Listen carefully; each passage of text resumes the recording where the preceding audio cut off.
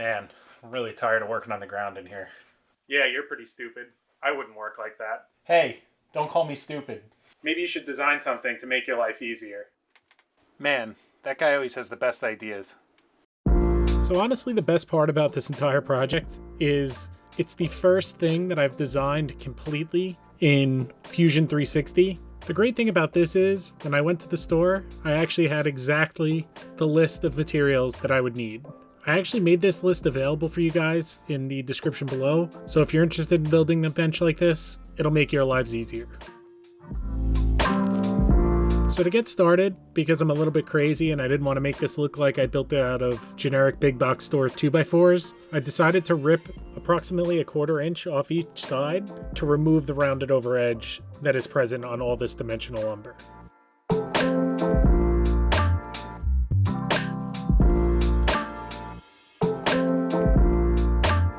So referencing the cut list I mentioned before, I got to work using the chop saw to cut everything to length. I'm actually starting to brainstorm some ideas to integrate this chop saw into the workbench at a future date, but for now, a couple clamps and a few sawhorses will do.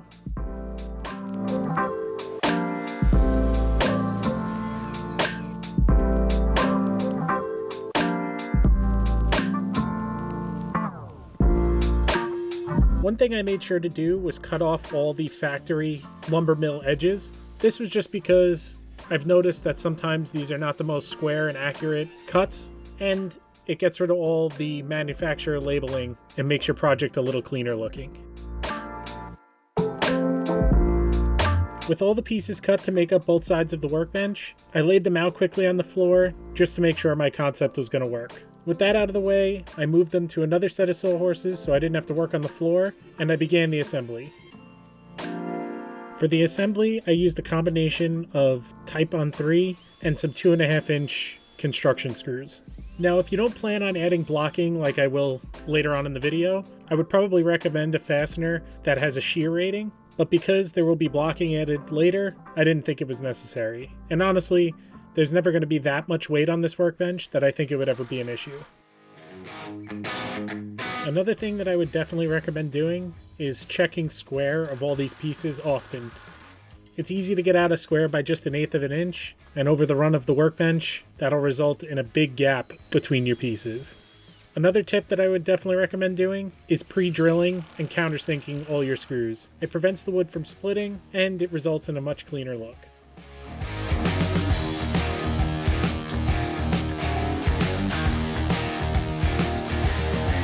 With the first side out of the way, I made quick work of the second side. This side was a little different because on the taller portion of the workbench, I ended up leaving the entire height open so that I could access the shelf a little bit easier without that intermediate rail getting in the way. You'll see at the end of the video what I mean.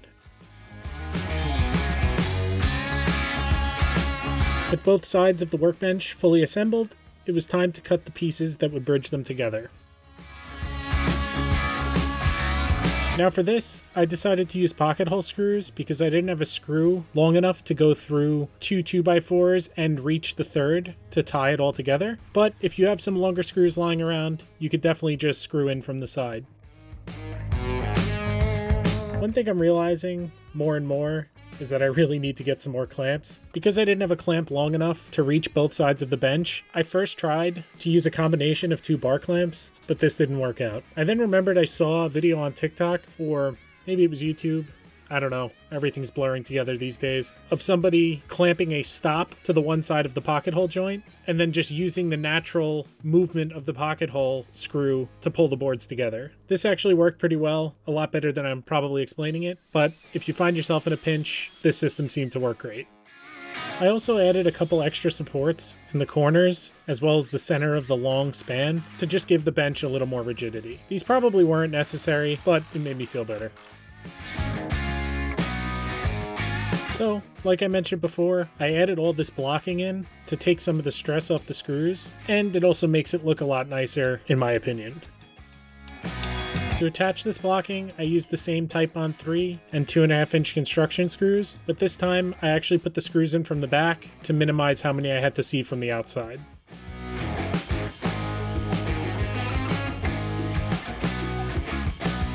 Now because I didn't want to get stuck leaving this workbench in one position or having to physically carry it everywhere, I decided to add a set of caster wheels. These are not ordinary caster wheels, they're actually lifting caster wheels that allows you to lift the bench up to roll it around and then lower it onto a set of feet so that it's secure when working at it. I also got a heavy-duty power strip that will mount later so that I only have to have one cord running to this bench. One of the things I find most annoying is having extension cords lying all over the place while working with all these tools.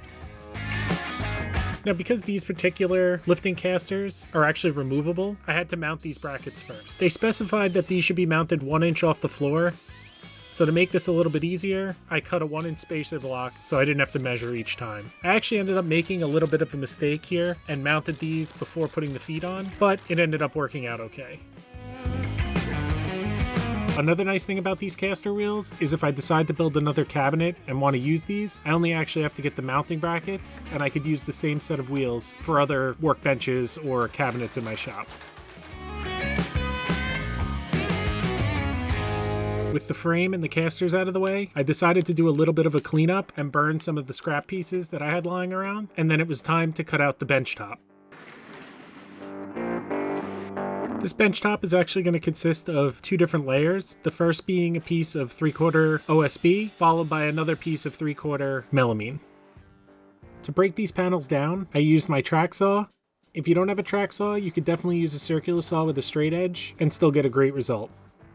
So to screw the OSB down to the frame, I actually ended up using the screws that you would get from Craig for pocket hole screws, but I found this awesome bit that allows you to pre-drill and counter bore the holes, and then it actually flips and lets you drive the screws in with the same bit. I should probably mention that that cool drill bit is called the Quick Flip bit from Craig, and although this was an awesome product and it definitely sped this process up, due to some user error and me twisting the drill the wrong way, I ended up snapping that pre-drill bit off and had to use a Forstner bit and an 1/8 inch drill bit to get the job done. Luckily, the bit in that Craig bit is actually replaceable, so I'll just have to go and get a new one when I go to the store next.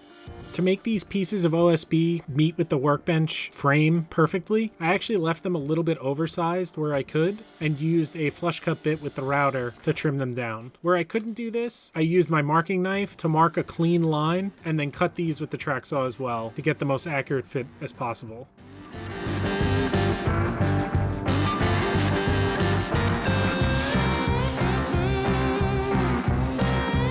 With the OSB all secured to the top, I moved on to adding a lower shelf with the same OSB to the bottom of the bench. This required me cutting some relief cuts around the uprights of the workbench, but with those out of the way, it fell right in.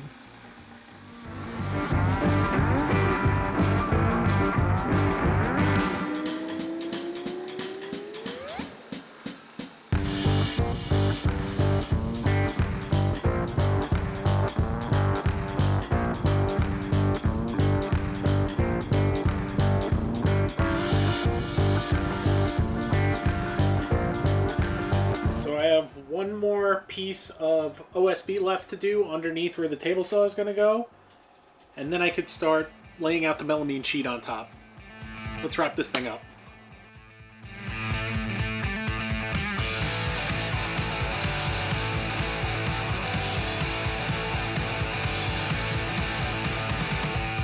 So unfortunately, because I cut all these pieces oversized and this workbench is 24 inches wide, I didn't actually have enough material to make this all out of one piece, and it ended up being 2 smaller pieces. Not a big deal, it's just the bottom shelf, but just figured I'd let you guys know in case you buy the same amount of material I did.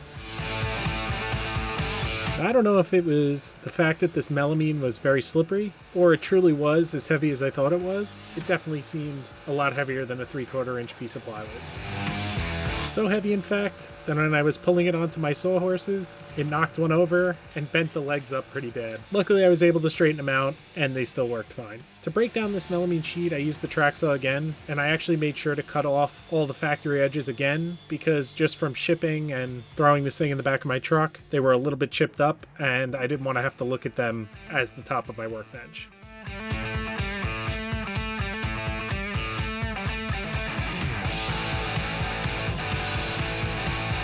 Again, I left these a little bit large so that I could flush cut them again with the router to make everything nice and even with one another.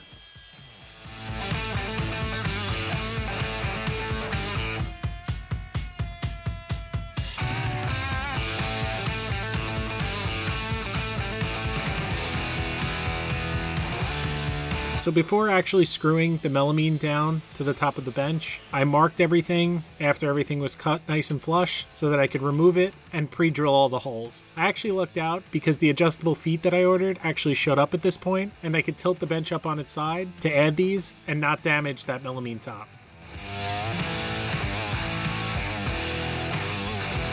Installing these adjustable feet was actually pretty straightforward. I started by marking the center and then drilling a counter bore for the threaded insert portion of these. I then pre-drilled all the mounting hole screws for those threaded inserts, put the screws in, and then threaded the feet in.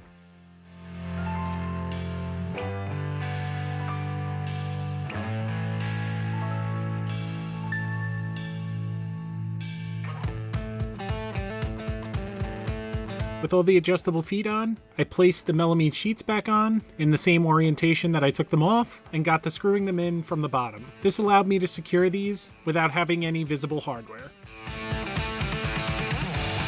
One of the last finishing touches I decided to add was a hardwood strip around the entire perimeter of the bench to prevent that melamine top from getting chipped. For this, I used some 1/2-inch oak board that I attached to only the melamine sheet and not that lower OSB sheet with some Type-On 3 and some finish nails. My idea behind this was that if I ever wanted to replace that melamine sheet without completely tearing this whole workbench apart, I could do so and only have to replace the rails around the outside edge and not the OSB underneath. One tip I can add to this portion of the build, I would work from one side of these edge banding boards because it allows you to push the board up and down to get it completely flush with the top of the bench. If you nail either end and leave a bow in the middle, you might not be able to get that portion flush. One of the last things that I had to do was make sure the top of the table saw was even or a little bit higher than the outfeed/workbench portion. I did this by running a level across and adjusting the feet on my table saw to leave about a 1/16 of an inch gap. I then mounted that power strip we talked about earlier and gave a good sand to all the hard edges on the bench to make them a little more user-friendly. I didn't actually show you this because who wants to watch me sand anyway? With all that done, it was time for the final reveal.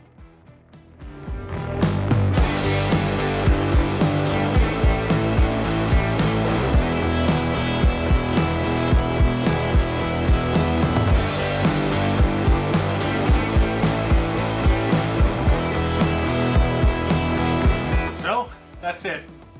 Workbench is all done. This is an awesome addition to my shop, and it'll definitely make using the table saw a lot nicer, as well as some general assembly on this melamine table. If you guys are interested in building a similar workbench to this one, I have a Google Sheet link below that will give you the entire shopping list and a way to estimate the price.